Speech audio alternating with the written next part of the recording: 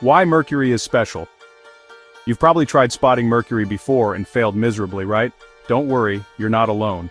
Mercury is hands down the most challenging planet to observe, and there's a perfectly good reason why astronomers have been frustrated with this little world for centuries. Mercury sits closest to the Sun in our solar system, which creates a unique problem that no other planet faces. While Mars, Jupiter, and Saturn can appear anywhere in our night sky throughout the year, Mercury is essentially chained to the Sun's vicinity. This proximity means Mercury never strays far from the solar glare that dominates our daytime sky.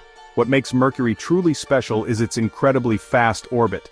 It completes one trip around the Sun in just 88 Earth days, which is why the Romans named it after their speedy messenger god. This rapid orbital motion creates a cosmic dance where Mercury alternately appears on the eastern and western sides of the Sun in quick succession. Unlike the outer planets that can be visible all night long, Mercury only gets brief windows of visibility during twilight hours. The planet's small size compounds the challenge. It's barely larger than our moon, making it appear as just a tiny dot even when conditions are perfect.